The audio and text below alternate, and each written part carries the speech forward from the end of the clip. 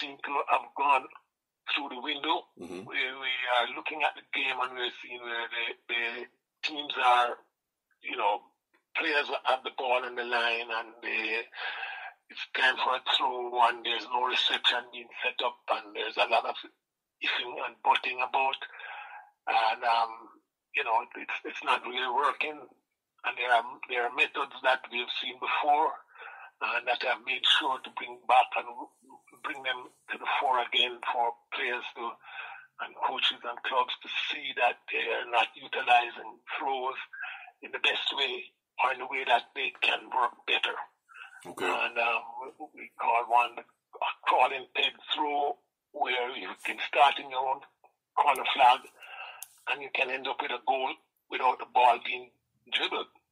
Gotcha. And I've seen it happen. We go up the line and we keep that throw 12 to 18 inches from the line, and we set up a reception for it. If we don't get it, our opponent will give us a second throw. We take a third throw. And when we get up to the third, we take the final throw into the area somewhere by the edge of the 6-yard box. We have maybe two players waiting for the delivery. Players will not be happy running towards their own goal, and usually you'll be ending up with a corner. Gotcha. Which is the next point. The corners are now being taken without the reception being in place. The party is not properly instructed. There's no specialist to deliver. And the result of the game is that we are seeing fewer goals, and we are seeing very well-prepared team. We've seen a lot of investment going in, and the results are not coming out. Okay. And even experienced coaches are losing their position because they're not paying attention to these qualitative aspects of the game that could keep them there. They don't even need to be dismissed. Okay. Just to implement new things. Yes. Yeah. So I was going to talk about. You mentioned that teams and coaches are losing control of the players. Now, I want to reference that because we just talked about a while ago concerning a player being in a position where they may not necessarily be in the best position to take a shot, but they did take the shot and they did score a goal. So a lot of times a player would use that as a signal or green light to perform at will, thinking that they're best position, they're the best, sort of like the best player on the field and that kind of stuff. Sometimes it's an ego thing. It's something which can get a player to go a bit off track because, most times the biggest thing with younger men, guys who are playing the game at a young age is they will make decisions, and sometimes those decisions are not necessarily the best one, and they kind of some sort of impulsive ones which may not be in the best interest of the team. A lot of times. That is where I'm saying the coaches, the clubs should assert themselves. Right. To ensure that they are getting the highest level of performance. They are paying the teams that are professional, and they are paying these resources on the field, and they are being paid and not being utilized because somebody has the ball, too much of the ball, and the option, the best options are not being selected and utilized. They have the ability to take it, to keep it, to have it. But when it is needed, it's not where it's supposed to be. And this is something that we find that the coaches are sitting back and allowing their high-paid players to take control of, to their own career. Right. And to the career of the coaches and the clubs. Yeah. So my thing is, this all boils down to one thing for me. There's a physical side to the game. And there's a mental side to the game. And basically, what we're talking about here, if I'm right, or if you can correct me if I'm wrong, is primarily the mental aspect to playing football, to playing soccer. Basically, using your intelligence, the best possible, making the best possible decision, guided by the coaches and the technical staff, to put a player, first of all, and then secondly, the entire team in the best position to outthink the opponents on the other side, right? Exactly. Right. Okay. All right. So now that being said, we know, for me, talking about football, and most especially when it comes to what we call the bedrock of talent around the world in terms of football, most times, in Africa and of course the Caribbean as well, you have a lot of young men and women out there who are very, very talented, physically gifted, athletically gifted. But what's lacking, because if I could say this, African teams have gone to the World Cup for the last how many, rounds of the World Cup, and they've been knocked out either in the group stages or the round of 16. And most times, like this last World Cup in Russia, all African teams were knocked out in the group stages. None of them made it past the group stages. Yeah. You look at the talents that were presented on the field. Definitely, they're top level talent, but these guys were not necessarily able, alongside with their coaching staff, not able to put a cohesive, qualitative performance out there. Yes. that would take them to that next level. Because I believe that's what it will take for them to go to that next level. So the mental aspect is what's lacking here. And when I say exactly. that a lot of times, go ahead. Yes, I think in my writing, I think I've placed my finger on the pulse of that situation, because there is a new concept that I've introduced that is called performance. And performance, it has been taken up by Wikipedia as a new word, and they've referenced me as a source for context. Mm-hmm. And that is what I think is lacking in the teams that will come out of Africa and the Caribbean and so on. Mm-hmm. Those teams have not spent enough time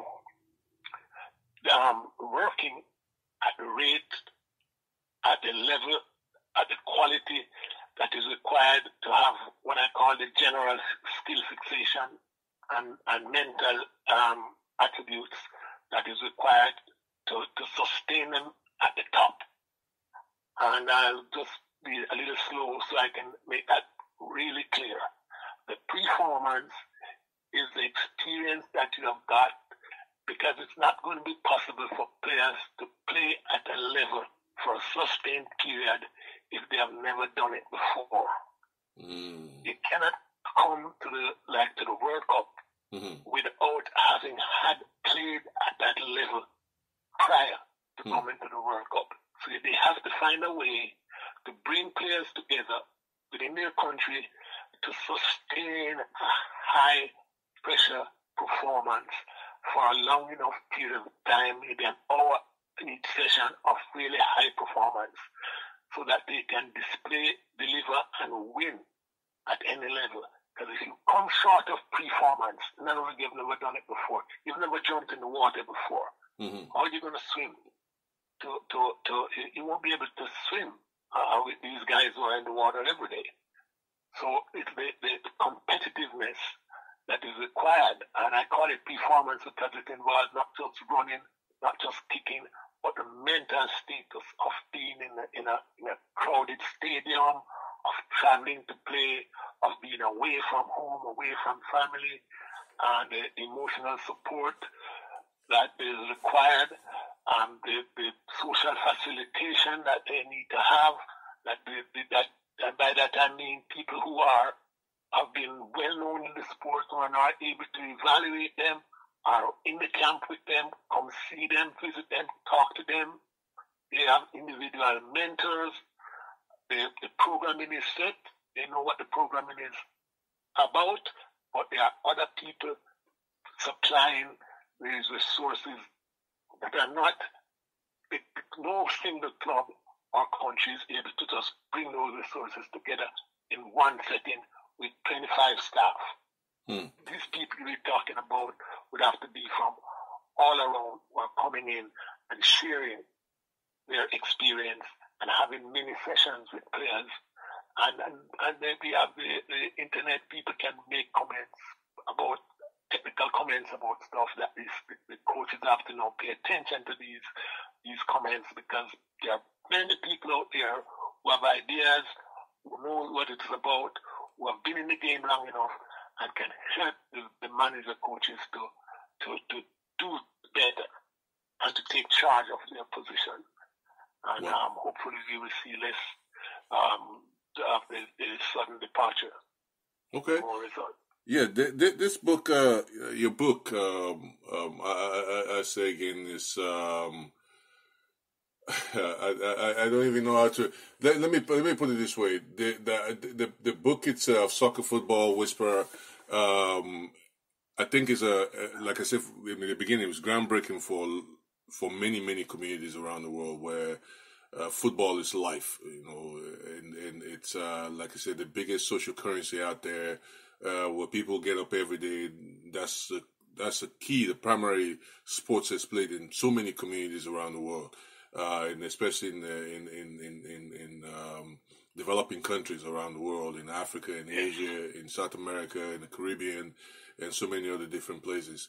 So, for me, coming from Jamaica, obviously a lot of people associate Jamaica with track and field. Of course, the dominance of Usain Bolt and this last crop of great sprinters who came from there, and of course, there's a great history to track and field in the country as well, and then backed up with cricket, of course, as another pastime in Jamaica. Yeah. Now, you are primarily, I know that the Jamaican soccer team itself, and even the women's team, have been been doing quite well lately in recent years.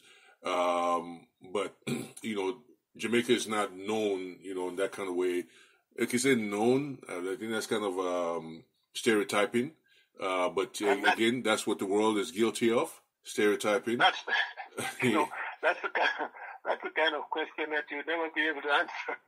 Yes. Because there are a lot of other countries out there that are now benefiting from the material, and I think Jamaica is taking a closer look at it. We're not sure if we can associate any of the results with the work, but we believe that we have created a platform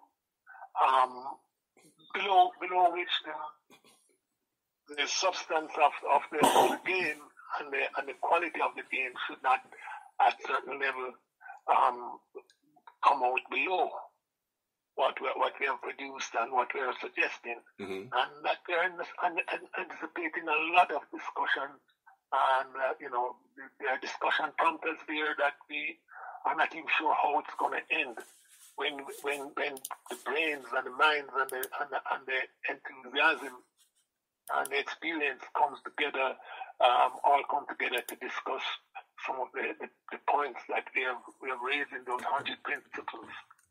And but we're hoping that it will provide a platform, a solid platform for the global game.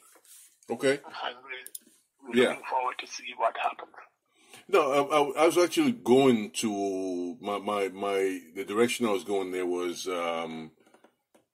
Jamaica's actually done supremely well in track and field in translating talent into globally dominating performances, which doesn't necessarily just stop at just having raw talent, because you have to take raw talent and apply technical know-how, biomechanics and all that stuff to convert, basic talent into something high performing in this case.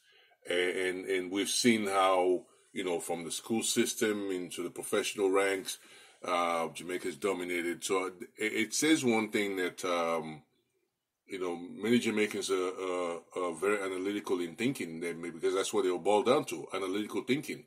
This is not just limited to just raw physical talent. It has to take analytical thinking, and that's basically what you have done with this book and what you have done with the material that you've explored. So I want to give again kudos to you for that for putting such a groundbreaking